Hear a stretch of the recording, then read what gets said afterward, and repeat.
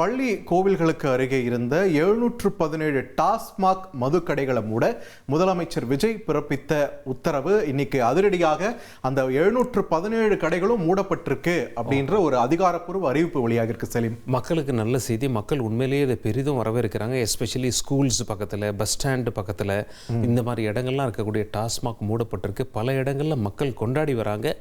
இதே போல் எஞ்சி இருக்க டாஸ்மாக்குகளையும் மூடிட வேணும் அப்படிங்கிறது பாமர மக்களுடைய கோரிக்கையாக இருக்கிறது. சட்ட ஒழுங்கு சிறப்பாக இருக்குது. அதே நேரத்தில் கணவர்கள் சம்பாதிக்கும் பணம் முழுமையாக வீடு வந்து சேர, ப்ளஸ் யாரெல்லாம் மது அருந்துறாங்களோ அவங்களுடைய உடல் நலம் காக்கிறதுக்காக முதலமைச்சர் இதை செய்யணும் அப்படின்னு சொல்லி அதாவது பொதுமக்கள் கோரிக்கை வச்சுருக்காங்க. இல்லை, நம்ம மாநிலத்தோட மொத்த அந்த மது கொள்கைகளே ஒரு மாற்றம் கொண்டு வந்தால் நல்லாயிருக்கும் அப்படின்றது தான் நிறைய பேரோட எதிர்பார்ப்பு. இனி செல்லும் இடமெல்லாம் செய்தி. தந்தி டிவியின் வாட்ஸ்அப் சேனலை ஃபாலோ பண்ணினா செல்ல இருக்கும் இடமெல்லாம் செய்தி. இதோ QR கோட் இப்பவே ஸ்கேன் பண்ணுங்க, ஃபாலோ பண்ணுங்க.